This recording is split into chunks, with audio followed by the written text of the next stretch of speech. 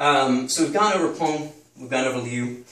Tonight we're going to go over jieh and lieh. And jieh is crush or press. It's sometimes described as push upwards, but I don't think that really describes it. Well, it's not one of those transliterations from Chinese. And lieh is split or rend.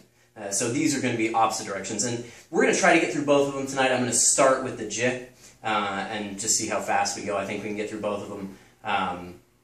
We may do one, we'll see.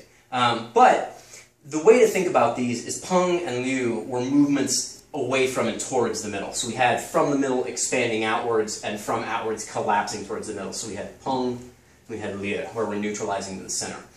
Jieh versus lieh are also opposing motions, but what they're about is they are opening and closing, and they work on the lateral lines of the body. So we're working a lot with the qua here. So if you're not familiar with the qua, that's basically the inguinal groove of the hip, and it's the idea of opening and closing that knee in order to generate force in that line up through the knee to the shoulder, because we have a band of connective tissue that runs up through the rib cage, lateral body, that connects this whole side of the body, that when we bring this hip in, you see very naturally my shoulder tends to follow. So I can generate shoulder, force through the shoulder via movement of my knees and my hips. It's like that opening movement in the taiji form, where from here we collapse that hip in to drive that shoulder in and close us up into that initial defensive posture. Okay? That's a closing motion, and that would be a jieh motion, where we're collapsing inwards. We're closing from the two sides. So it's kind of like if I imagine two doors, my legs and my arms as two doors. They're hinged, and I can open and close those. And depending on which direction I'm going, that's either lieh or jieh.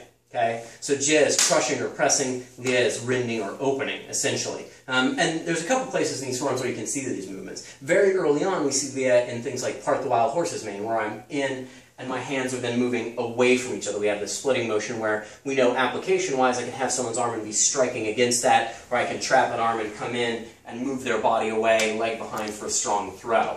There's a number of jieh motions as well, some that people think about a little bit less. Obviously, there is in rollback and press. This is sort of the most, jieh is press. So this is sort of our most classic pressing motion here. And we'll talk about that motion a lot and how to really generate a pressing force. Just a general, I'm shoving both my hands this direction with a little extra oomph. So we'll talk about that. But even things like step back and repulse the monkey, you'll see that I'm open. And here what's happening, my hands are coming together with this pressing motion. There's a crushing energy here. Now, from there I can go into a rending energy, but that initial effort is this crushing, driving my hands together and sort of closing down energy. Again, old man plays the lute. I've got this crushing, collapsing energy. So those are all going to be pressing energies versus, single whip is the lieh. Part the Wild Horse's Mane is the lieh. White crane, if we use those hands rather than as independent strikes, if we use those hands as an opening, we've got that lieh motion. Okay? I talked about this a little bit in our sheba. I talked a little bit about the lieh motion where we're coming out.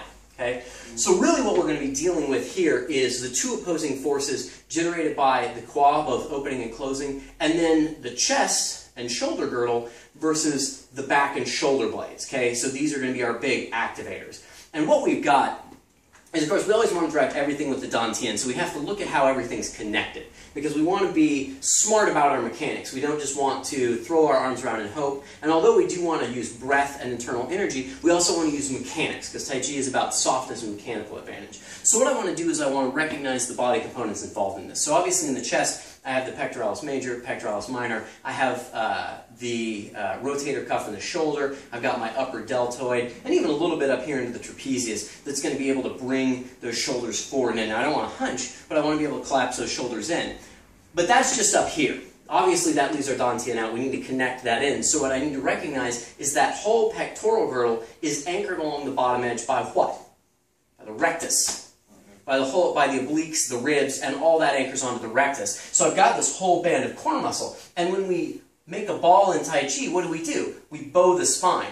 Well, when we bow the spine, what are we doing? We're closing in on the rectus, we're closing into the chest, and we're collapsing this whole in towards the dantian. Now, obviously, I don't want to hunch over, because that's going to collapse too much. I want to remember that I want to always be stretching, pulling up from Bai Hui and down from Hui Yin, elongating my spine like a rubber band drawn on top. But then when I sink, what I'm going to do is I'm going to tuck in, tighten the rectus just a little bit. I don't want to tighten down like Tom trying to show off, but I want to tighten the rectus a little bit, use that to draw the chest down, and then allow the shoulders to roll forward and collapse in. And as I do that, I don't just want to activate through the shoulders, but I want to make sure that I'm steering that with the hips. So I can also close in through the quad. So I'm going to be bringing this hip in to bring this shoulder in, tightening through here, not necessarily collapsing that hip in, that knee inward, because I don't want to get the knee off line with the toe, but spiraling that energy in through the quad to help tighten that energy through the obliques, through the lateral rectus, through the rectus abdominis, and bring that energy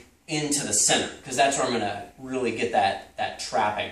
And we'll do that a little bit more, but first let me talk about the opposing motion to that. So the opposing